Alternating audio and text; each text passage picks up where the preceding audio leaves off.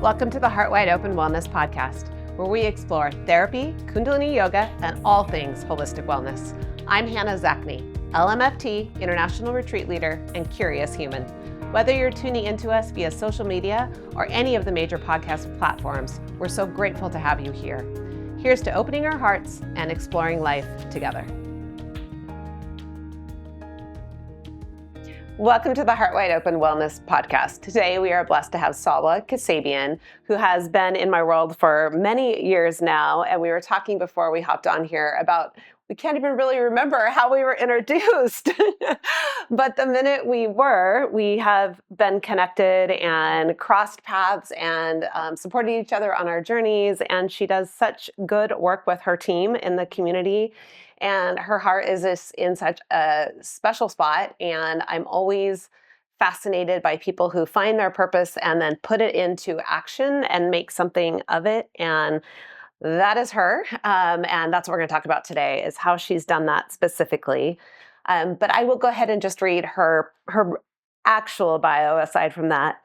So Salwa Kasabian, founder and director of Folsom's Hope, has been married to her husband, Dennis, for almost 30 years. It's a long time. It is a long time. We're celebrating 30 years this year. Fantastic. Congratulations. Thank you. And is a mother of 3 adult children, has 1 grandchild, so fun, and another one on the way. She and her husband have lived in Folsom for the past 27 years. You've seen it change. And at-home mom while her children were in school. It's been in the last 17 years that God opened the opportunity to create needed programs within her children's schools. She is the founder and program manager for Folsom Hope's Lunch Buddy mentoring programs. She was also the catalyst for the creation of the Folsom Stars After School program in 2009 at Theodore Judah Elementary School. It's amazing. Thank you for being here. Of course. Thank you for having me. Yeah. And what did I leave out about you? Because there's just so many things. No, I think that's it. It's, 2009 was a long time ago now. Yeah. So it's been a journey for sure. Mm-hmm. Years. Mm-hmm. Could you just share with the audience who doesn't know a little bit more about how you got to this, how that opportunity, you saw it, you stepped into it, how it started, where you are, and then I'm sure we'll go many places from there. Sure. Yeah, so it started with my own journey when my kids were little, of not wanting my kids at Theodore Judah Elementary School. So my oldest daughter, I actually requested school choice for her for kindergarten and first grade at a different school in Folsom. And then as I was registering her for second grade, my son was going to be starting kindergarten. His school choice form got rejected. And basically I got a letter from Theodore Judah saying, "We're sorry, but you'll be coming here next year." And for those that might not live in the community, why did you not want them to go to? Yeah, so at the time, and things have changed with the addition of a magnet academy at Theodore Judah, but really at the time, there was a lot of, I was not unusual as a parent that did not want their child there. Yeah. High at-risk population, low test scores, just all the things that as a mom, you're like, I do not want my kids in this environment. And that was me. So when I got that letter, I remember feeling almost physically ill, like so much fear around having my kids there. And for me, it really was like this crossroads in my faith journey. I felt like it was a call, like I was meant to be there. So not necessarily because I wanted to, but because I felt like I kind of needed to be obedient to that call. I went and met with the principal. I went and met with who would be my son's kindergarten teacher, and really just in faith said, okay, we're going to be here. So transferred my kids there that following year. So that was the 2008-2009 school year, and went from a school where it was almost impossible to get in the classroom to help because there were so many parents wanting to a school where there was almost no parent participation in the classroom. And just seeing all of the needs, God just broke my heart that for 6 months I was there with seeing kids, hungry and disheveled and no homework back and not knowing who's going to pick them up at the end of the school day, and all of it just broke my heart. And so really just felt this call to do something about that. Yeah. Didn't really know what that would look like at the time with, a stay-at-home mom with these 3 kids. My youngest was still in preschool. So the next school year, doors started opening and connections started being made around tangibly supporting these students. And really, the two main programs that started, which was the Lunch Buddy Mentoring Program and the After School Program, those are the programs that are still continuing today and have grown, in addition to other kind of wraparound supports that we do for kids and families. Right. Yeah. I just love that ability for you to know I'm here, maybe not by my choice, but I'm here now choosing to be here because I am, and that faith that you had in that space. Yeah. Yeah. Yeah. I mean, I think I definitely did not know what I was saying yes to at the time. That's designed that way, I think. But I do also like 100% believe that if I had not said yes, God would have called somebody else because his heart for these kids and families in our community that really are just overlooked, Hmm. under resourced. We're in this no man's land where we have need but not enough need, and so Hmm. there's this gap between Hmm. supports for our families Hmm. here. Because you don't qualify for certain. Exactly. Yeah. And so to be able to be kind of this gap filler for the youth and families, and um, it is such a joy to get to Hmm. know them and be in relationship with them, Hmm. and be able to walk alongside them. So It's incredible. So how did was the very beginning steps? One of the first parts of the programs that you did? yeah, so the first program was the Lunch Buddy program Hmm. at Theater Judah.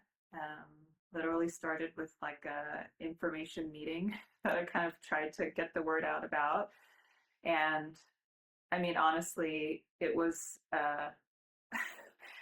so I scheduled the orientation at Theater Judah, did not know if anyone was going to show up. And I think the day before was literally like on my bed, fetal position, like, this is not, why am I doing this? Yeah. Like, nothing's going to come of it. Nobody's going to show up. And I got a phone call. And that phone call was from a person who said, "Hey, I'm just calling to confirm the orientation tomorrow." I'm like, "Okay, I could do if even Oh, one it just person gave me shows up." chills. Yes. So he was there, and he was one of my first five mentors. Hmm. So we started with five mentors, five kids, and kind of grew from there.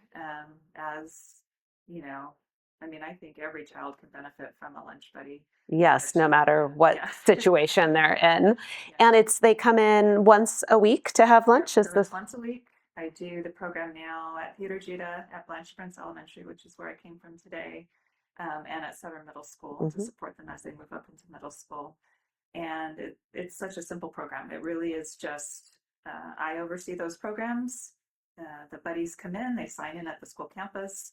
At the elementary sites, they meet their kiddos at their classroom door, walk them to the multi to get their lunch, and then come back to the place where we all meet and I oversee the program. And it's anywhere from 35 minutes at the middle school to 45 minutes.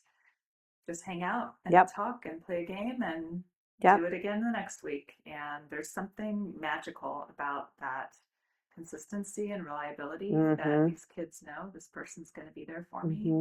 Hmm. And yeah, it makes a difference. I can't imagine just the depth of a relationship that builds just by seeing somebody, even like, because there's changes, but it's also consistent. A week is a perfect amount of time for that, where you're growing together, but at the same time, there's Yeah. enough space to where you can see the differences. Oh, things are shifting. So, Yeah, and we hmm. definitely have. We've been doing it long enough that we have amazing stories of mentors who have stuck with their kids, even just outside of our programs, built relationship with the families, Mm. still seeing them and supporting them into high school and beyond. So it's Yeah, really they great. become family almost. Yeah, Yeah. yeah. So I already know people are going to be interested in how do I get involved with that. And so if you could just speak to, because I know start of the school year ish, like what is the time frame that's the ideal for you to have people express their interest, and then what do they need to do as far as screening or preparation and those things? Yeah, that's all good questions. I think ideal timing, because we launch these programs in September each year. Hmm. I do add mentors throughout the year. I've stopped adding them once March comes Yeah, because there's a limited amount of time to build that relationship just too before the late. summer Hmm. break, and I think it'd just be too much for the kids. So ideal timing really would be to reach out to me in July or August. We start Hmm. the clearance process, which for mentoring, it's a little more intense Hmm. because it's such an intimate relationship. But all the clearance goes through the school district. I handhold through that process. So TB test, volunteer application, live scan through the school Mm-hmm. district.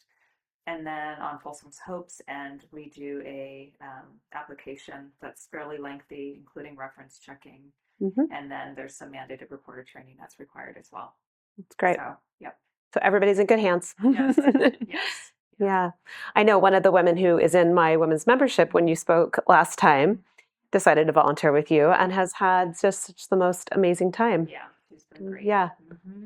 Yeah. So there is a space and time in life that I hope I'm able to do that as well. And I know there's such a calling for that to just, I would love to be in a consistent relationship and be able to make a difference. And it's just it's a win-win for the child and for whoever is. I think sometimes we think we're doing it only to help, but we're being helped so much, right? Absolutely, that is the case. I hear that Mm-hmm. all the time, and it's true because I think, I do think, I mean, it would be unusual for someone to not come in without some sort of expectation of how it's going to Mm-hmm. go. And Mm-hmm. often it doesn't go the way you think it's going to go. Yeah. And I think it just grows you as a person to understand Yeah. and to really that selflessness, right? Of like, I'm not in this for me, Mm-hmm. I'm in this for this kid. Yeah. And to really just kind of put yourself out there for them, whatever that looks like for them. Yeah. Yeah, And sometimes just showing up. absolutely. That Yeah. is the case. Mm-hmm. Yeah. And just because I know people have asked this question when we've shared before, they don't bring food for the person. They just kind of have lunch together. So it's a very low maintenance in a sense. Low, yeah. Yeah, Mm-hmm. it is. I mean, I do ask my mentors to bring their lunch. Right.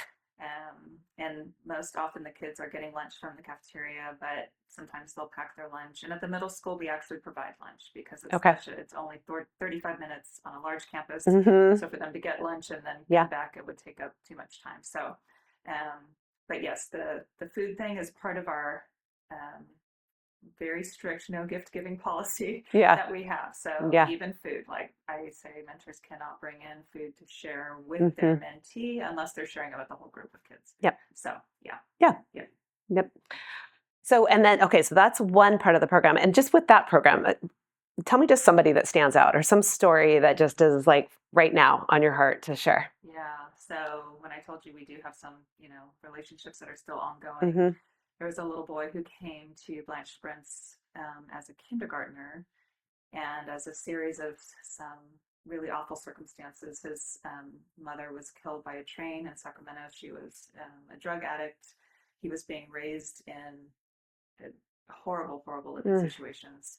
And his great aunt lived here in Folsom, still does. And again, it's a long story, but she basically decided to take guardianship of him and bring him to Folsom. So that's how he ended up at Blanche Sprint's.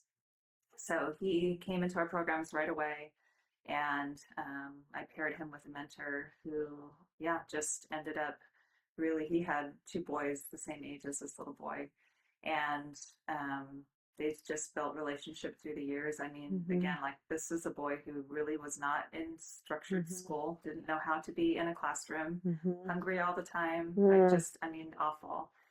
And so learning all of those social skills along with just a lot of the trauma that he had been through. And through the years, we supported him both in mentoring and in after school programming, and all the way through 8th grade and middle school. And so now he's a sophomore in high school. He's doing very well. He is got his goal is to go to Sac State. That's like his dream, and he's doing everything he needs to be there.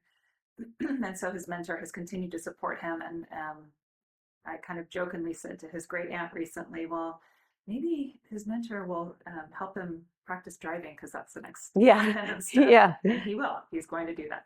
That's so, fantastic. Yeah, so these steps that, we have a benevolence fund. We're able to help support financially something like a driver's ed for this boy. But to then have this person who has been so meaningful in this boy's life helping him along the way too, it's amazing. That's got to be so rewarding to witness. And it is, just thinking about where his path could have gone with the trajectory of his life, and to see, I mean, really, his great aunt is the hero of that story, that she said yes to taking in this boy, and then to be able to walk alongside her and be able to support her however we could was an honor, really. So, And without those people, I am sure you've had moments where, what am I doing? And yeah, it's not smooth sailing. Yeah. So some of those moments where you are like that, it's nice to have those kind of tangible, evident right in your face. I know it's working. I know this is worth it, kind of a thing. Yeah. Absolutely, that is the case. Yeah. It's encouraging. Okay. And so what are the other parts of? Yeah, so one of the other big program pieces that we run is after school program. Yeah. So that has been running at Theodore Judah for this is year 16. We're almost 16 years into that Wow. program. Because even during COVID, we kind of pivoted and did distance Mhm. learning support for our students. So we continued to run programming. And yeah, so that's just a program that basically we income qualify our students and they come every day after school. They get a meal, they get academic support, they get um, recreation or other kinds of enrichment in the So program. good. Um, and then they do it again the next day. So, Yeah. yeah. How do you make sure they keep coming, or do you? Yeah, so we have some rules around attendance, Mm-hmm. and we did actually start a second site this school year in September at Mm-hmm. Peterson Place Apartment or Oak Hills Church, Mm-hmm. which is right across the street from Peterson Place Apartments, which is a low-income Mm-hmm. apartment complex that Mm-hmm. 3 years ago they built.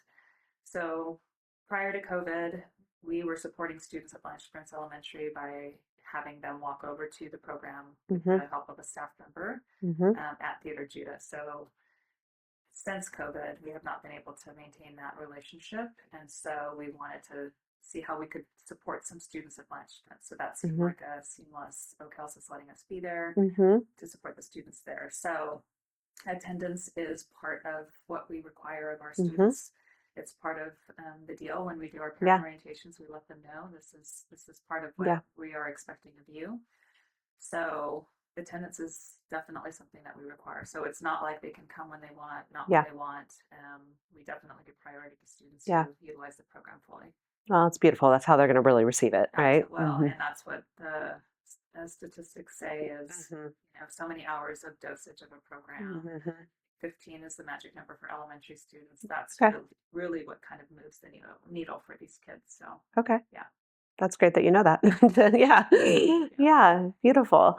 Okay. And so then what is next for the program? And then also I just want to comment on it if maybe you want to add something to it, just how amazing it is that you have so many you have connected with so many parts of the community, different organizations, you know, causes, churches, organizations, and just what a beautiful thing to. Yeah. Yes. I mean, that has been, I think, one of the biggest joys in this journey. Mhm.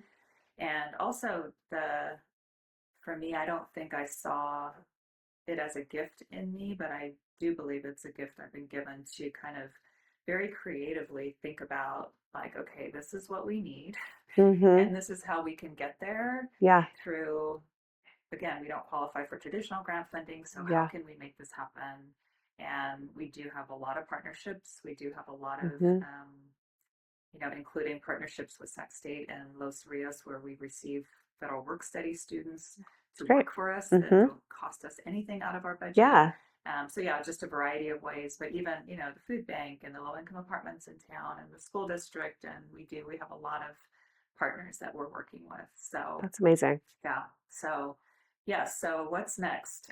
So what's next is we just recently signed a use agreement to rent space at Mount Olive Lutheran Church here in Folsom, which is just across the street from the food bank here in Folsom. And we're going to be renting two buildings. One will house our elementary after school program, and the second will house our middle school after school program. So the elementary program right now, our sites again, Theodore Judah and Oak Hills, we're going to consolidate those in that one building Mhm. and be able to grow that program. And then our middle school program we lost about 2.5 years ago. And so Okay.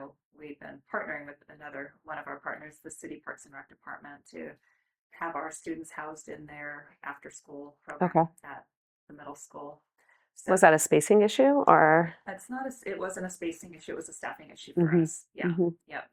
So, yeah. And, unfortunately, because there are so many kids in the cave after school, Mhm. the city's a great partner. They do a great job, but our kids just need some extra support. Yeah. And so to be able to bring back that program next year and know that we're going to be supporting them the way they need to be supported as they move up and through middle school and get them ready for high school.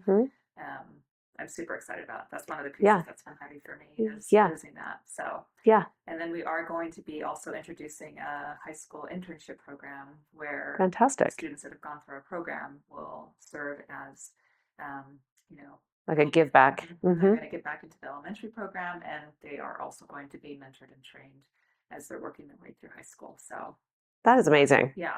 Yes. So super excited about that too. Yeah, and just built in to kind of keep it going and kind of conveyor belt, like first through 12 and beyond. I mean, part of it is really wanting to see our own kids not only graduate, but potentially come into our job force, right, and be working in the programs that they grew up in, and our students seeing themselves reflected in these students. So much. And also when you close the gap, closing the gap on the age, younger people always love younger people, right? So they just are so much more inspired by, so it's so fantastic. And even having that gap for a minute, so like reinstituting this program, I mean, not having it, I mean, that speaks to the integrity of your program and the need to serve. So people, if you want to come help, like there's, right? I mean, there's always a desire to grow these programs. And that you're not going to run it just unless it's in the way that is right for everybody as well. And that is absolutely the case with the middle school program. We just were not able, middle schoolers, I mean, ultimately, our programs are relationship based because that's when kids start to care. And what I have learned recently is that by supporting students with their social and emotional development, that is the most benefit you can give them in terms of moving the needle every other place in after school programs, academically, socially, like that emotional piece has to be met. And so through a relationship, but also through just social emotional learning and by our staff learning about themselves, their social emotional health, so that we can be providing that to our kids, right? And so we've been doing a lot of training. We applied for another grant to do more SEL training over the summer for our staff. But the middle school kids really, really deeply care relationally. That's when they start to do what they're supposed to do, right? What we're calling them to do. And so our two staff members who both stepped down were very relational and integrated into the lives of these kids. So they both were staff at the school who were helping us after school with the kids. And so when they stepped down, there was nobody else looking to step into that position and to just bring somebody in who didn't already have a relationship with these kids. It would not have worked. So so we just paused, and now the time is right to bring it back. So we're super excited about that. That is so exciting. Yeah. I'm really happy for you with that growth and really excited to see what happens. Yeah. What are some of the challenges with the kids that you work with? And then also, how do people find you? Yes. So challenges with the kids, I mean, all kids have a story. Our kids tend to have some stories that are a little harder maybe than some other kids. And so I think, again, like what I'm finding through the years is sometimes these kids are a little bit difficult to work with, but if you make the effort to relationally connect with them, it makes a difference. So, and I think just the nature of, like, if you're in there helping support academically, our kids are struggling academically for the most part. So just being aware that that's a struggle for them. And so they get frustrated or they don't want to do it, or, and again, just making sure that relational piece is in place so that we can help them move along in academics as well. So, and I think, it's hard to see, just working in that environment as an adult, I think it can be hard sometimes to, every once in a while it hits me like, oh, that's rough. That's a tough one situation to deal with, or to be even. Just the depth of what somebody's child is going through. Exactly. So that can be hard for sure. But I just know, I mean, what drives me and what has driven me for so long is, the reality of the fact that we don't have any say in where we're born. Mm-hmm. And Mm-hmm. just by virtue of where we're born, Mm-hmm. sometimes we have benefit and sometimes we don't. Mm-hmm. And just being able to provide these kids with the Mm-hmm. opportunity that any other kid should have is Mm-hmm. part of why we do what we do, for sure. Yeah. Mm-hmm. And in terms of finding us, I mean, I know there's a lot of people in Folsom who still have no clue, who've never heard of Folsom's Hope, don't know Yeah. who we are, why we do it. So Not as many anymore. It's getting bigger and bigger for sure. it is, but there But is still, yeah. yes, Yes. I'm always running across people who have no idea who we are. But yeah, I mean, we have a website, Mm-hmm. folsomshope.org. We have Facebook and Instagram Mm-hmm. accounts, and just, yeah, I think people within the school district, especially the Folsom side of the district, Mm-hmm. know who we Mm-hmm. are. So if someone were to contact the school district, they would Mm-hmm. probably be able to find us that way. But yeah, we have. And the teachers, I'm sure, are referring the kids, yes, and Yeah, it differs based on which school site we're mm-hmm. talking about. But yes, teachers, administrators, school Mm-hmm. counselors, yeah, Mm-hmm. that's where we get our referrals from. Okay. Yeah. So the drive that it does keep you going. What have you had to develop to? I mean, so much, right? You didn't start out thinking you were going to do this. You just were there, and then stepped into it. Yeah. So how have you grown yourself in this process, and then how do you take care of yourself with this? That's good questions.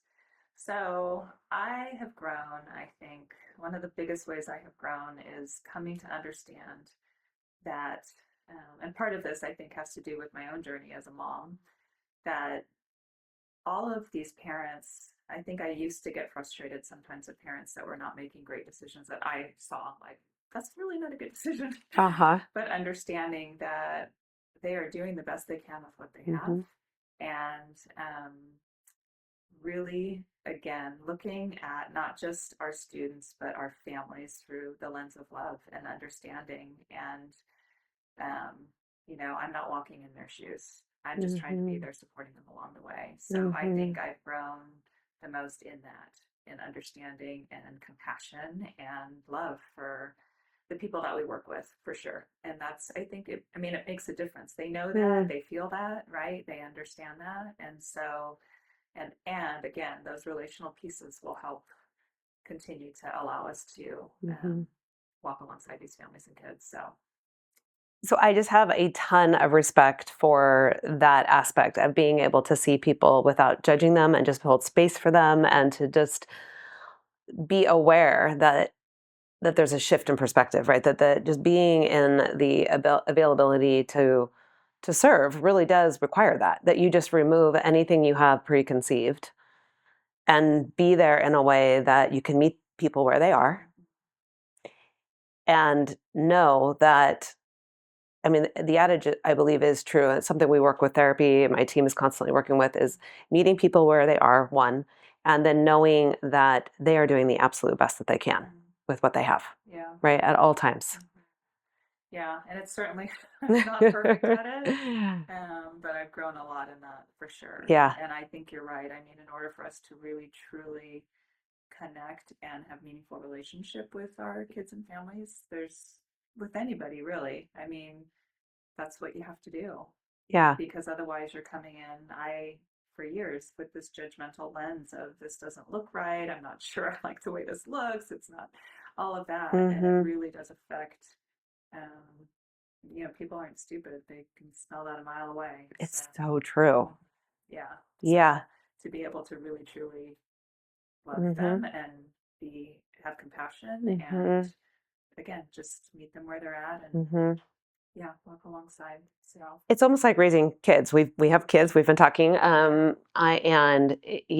Your job isn't necessarily to get them to do anything. It's just to support them along the way, right? Like it's their path, and it's very much a similar parallel to just I'm here to love you and you're right. I mean, kids can sniff that out like absolutely. anything, right? If you have an angle, I really want you to do this, and that's why you're doing it. They're not going to do it, right? Or it's going to erode the trust in the Yes.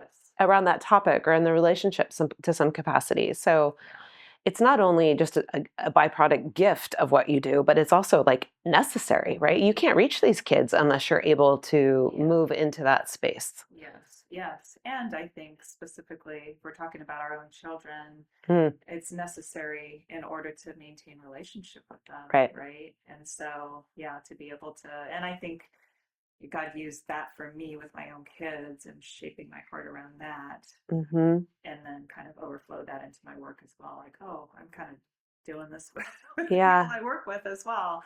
And Yeah. so, yeah, Yeah. it is necessary, because I wouldn't want someone looking at me and Mm-hmm. judging me, and I wouldn't Mm-hmm. want to receive anything from them or even probably be around them. So why would someone want that from me? Isn't it funny how it makes so much sense when you say it that way? It's like, this is pretty, like, yes, it's pretty transparent, Yeah, but yet it's something that somehow. we're not always aware of, I think. Mm-hmm. Yeah. Mm-hmm. So, how do you encourage your team and those that work with you to stay in that place of awareness and to stay cognizant and do some self reflection? Yeah, that's a good question. I have been so blessed this year to have a new staff member who came to me over the summer. She's a gift, not just with all of her skill set and Mm-hmm. experience, but literally a gift because somebody actually donated her salary for Wow. last year and this coming year. They've committed, and she's a full time employee. I didn't know how I would ever utilize another full time. I'm the Mm-hmm. only full time employee until she Uh-huh. came along. But her gifts are very different than mine, Yeah. and she does such a good job of helping to train and educate and make aware through Mm-hmm. staff meetings, through trainings. She's been just an integral part of this whole piece of the social Mm-hmm. emotional learning, and just really does, I think, a really good job through those avenues of making our staff aware that you have to be okay going deeper and reflecting on Mm-hmm. where you're struggling and how you can grow in order for you to really make a difference in the lives of these kids. And so, yeah, it's really, and again, we're planning out more training over the summer to just Mm-hmm. continue along that. And our program at Oak Hills Church that we started this year, our program manager is amazing. And so, what this new employee did last summer, as we were getting prepared to launch that program, Mm-hmm. she started a parent council at Mm-hmm. the apartment complex for the parents whose kids were in our program. And then she did a survey also of the parents at the Theater Judah program, where she basically asked them to go through a process of uh, figuring out what their top 5 priorities were for their kids in these programs. Kind of put before them, like, these are all really good things that can Mm-hmm. happen in after school programs, what for you with your child Mm-hmm. is the most important. And so at Peterson Place specifically, social emotional learning was number one. Mm-hmm. So our program manager has actually um, put into his plan every day for the program social emotional learning, a good chunk So, of what the does that look program. like? Give me a snippet of what Yeah. that would look like. So that can look like an exercise to be self-reflective. It can look Mm-hmm. like interacting with another student. Mm-hmm. It can look like art, actually. Yeah. There's a artist at Oak Hills that allows our students to come to her once a week Mm-hmm. and do exercises around that. So it can look a bunch of different ways. Yeah. Um, but again, it's a very important Mm-hmm. piece of how we're going to make a difference for these kids. So Yeah. yeah. Yeah. It's a very holistic approach, right? Because there's just, Absolutely yeah. is, because you cannot pigeonhole these things. Like, No. we're just going to work on academics, even though that's what I thought initially when we started out in this journey. But yeah, no, you can't. It's Mm-hmm. like the student comes to our program, for a variety of reasons, and it's almost like this onion. You start to see the different Mm-hmm. needs, the ways we can support, and the Mm-hmm. program does a good job with the student holistically, and then we're able to again kind of help with the parents as well. Mm-hmm. We do parent education once a month Mm-hmm. for our parents, and that has been an interesting shift since COVID. Much more relational and almost like the support community of, like, we're not alone raising kids Oh, at home. fantastic. Yeah. Here's some tools. Here's Mm-hmm. some things for you to think about as parents. Mm-hmm. So we have adapted that as well. That's great. Yeah. Yeah. that's really wonderful. It's so important to the support system of a child. Like when we do therapy with a child or a minor, it's so important to have, if possible, the family or whoever that child is living with to Yes, be involved, because absolutely. how do you reinforce it? How do they use the wording to be respected and those are honored in what they're Mhm. working through? It's such an important part of it. Absolutely. Yeah. Yeah. Yeah. Yeah, and more empowering to everybody, I guess. Absolutely. Yeah. Yep. So self-reflection, growing, I mean, this is so many amazing things. Um, you it made me giggle because I asking you like what you basically said I wasn't cut out for this, or I wasn't designed for this, or it was this isn't something that like you knew what to do. Mhm. What I have you? definitely did not. Yeah, Yeah. it's one of my favorite things, and why I do I think this podcast and talking to people is to really highlight people who do take the leap of faith, that are just have a call on their heart, that because what I always giggle, what makes somebody want to learn to play the guitar and somebody want to learn to row. I mean, like it's just you can't force it. If you don't want to row, you don't want to row. If you don't want to paint, you don't want to paint. But like if you do, you really do. And so there's that desire is placed there, and then I think it's our job to step into it. I think a lot of people don't hear it, and then I think a lot of people hear it but don't know how to step towards, Mhm. right? Yeah. um, what have you learned? And you've done both. You heard it and you step towards, and you probably repeat, repeat, repeat, Yeah. repeat. Yes. Exactly. Yeah. So what can you say to encourage others? Because maybe theirs is like, I want to step towards serving at Folsom's Hope. No, maybe that's what but maybe they're listening and thinking that there's a different call for them. Or just how do you how encourage somebody to work with their faith, to work with that desire, and to step forward? Yeah. I mean, I think one of the biggest things is um, to be patient in that because, uh, I mean, it's been right. This is what year 17 for me. And certainly at the very beginning, it really was almost like just this leaning into God to ask for, wisdom and all Mm-hmm. of that. And, him making those connections for me.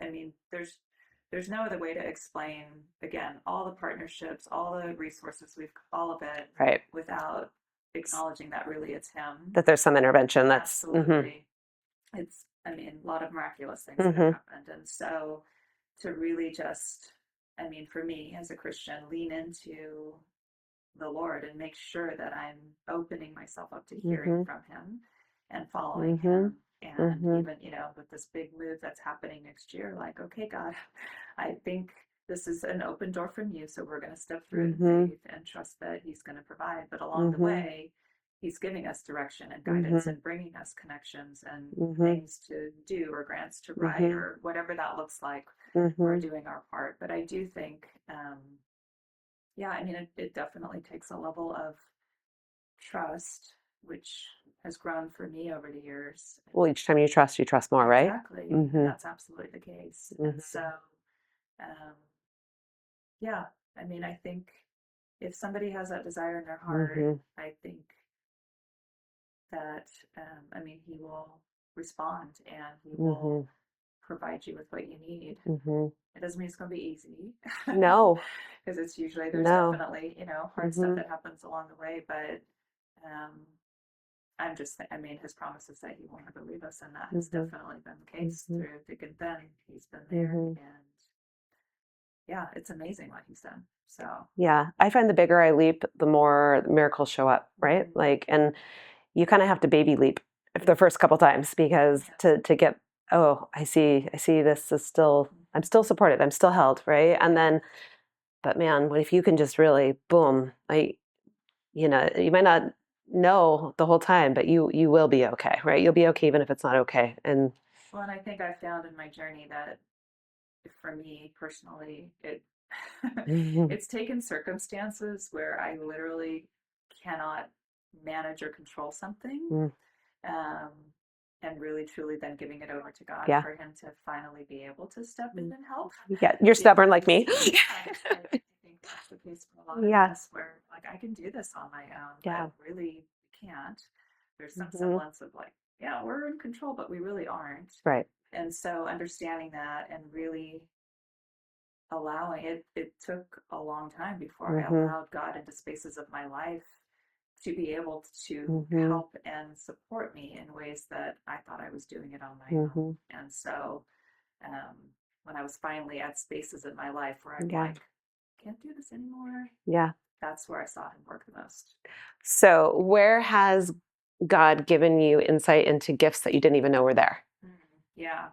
I mean, I think one of them I touched on earlier was really this gift of this creative thinking around Yeah. problem Solving yeah, and big picture. Yeah. and being a connector, Mhm. understanding that he's given me the gift of relationship, and Mhm. how do we utilize our relationships and connections again to further Mhm. promote what we're doing for the kids and Mhm. families. um, Definitely has given me a gift of discernment and Mhm. understanding. Like I definitely can tell, like, this is an open door, this is not an open Mhm. door, or he's calling me here or Mhm. not. That's Yeah, good. You waste less time that way. yeah, exactly. I like to ask for clarity, Yeah. very clear, open and closed doors. But yeah, I think just the sense of um, really keeping the stance of Mhm. wanting to hear from him, wanting to follow his direction and not get ahead of whatever Mhm. it is that he's doing. Yeah. Yeah, letting him lead. It's beautiful. Yeah. So, thank you so much for being here today, and you're welcome. Again, for just all the times. Thank you. Um, my everything is called Heart Wide Open because I just love the concept of living heart wide open, even though we cannot do that 24/7. But that, it's the goal to keep, if you close it, open it back up, maybe you keep it open a little bit longer the next time, right? What does it mean to you to live with your heart wide open? Yeah, I mean, I think it's a lot of what I've been talking about in terms of really not wanting my preconceived notions or judgments to be reflected in my attitude toward others, and to really truly try to put on the lens of love first, Mhm. regardless of who it is that I'm talking to or working with. That would be my first Mhm. go-to. Mhm. That I'm not going to judge. I'm going to really try to love and have compassion around where it is that they're coming from. Yeah. Um, that for me is heart wide open, and I think it can be a vulnerable place to be, Yeah. because there can be hurt along the way. But I have to say, uh, my connections now are deeper with people in my life because of that. Mhm. And Mhm. I know for a fact that there's relationships that I've been able to, God's repaired as a result of changing my heart around things. Wow. So, yeah. So that's, I think, ultimately how I try to live with my heart wide open. Yeah. That was a beautiful answer, and I'm very happy for you that that's Yeah. what you have found. Yeah. Yeah. Yeah. Oh, thank you. You're such a special person. I really appreciate you in my world, and thank you for your time today. Thank you, Hannah. Yeah. And if anybody wants to volunteer, to learn more, to refer anybody, we will have all of the links. We should put in your link to the video that you have too, so people can see an idea of what it is that you have to offer with some of the kids. Yeah. Okay. We'll make sure we do that. Okay. Thank you. Thank you, Hannah. Thank you for joining us on the Heart Wide Open Wellness Podcast. We appreciate your time, energy, and attention. Whether you're watching or listening, please remember to follow us on Facebook, Instagram, TikTok, Apple Podcasts, Spotify, iHeartRadio, and YouTube. Stay up to date with us at heartwideopenwellness.com so you don't miss any upcoming events, offerings, or retreats. Until next time, keep your heart wide open.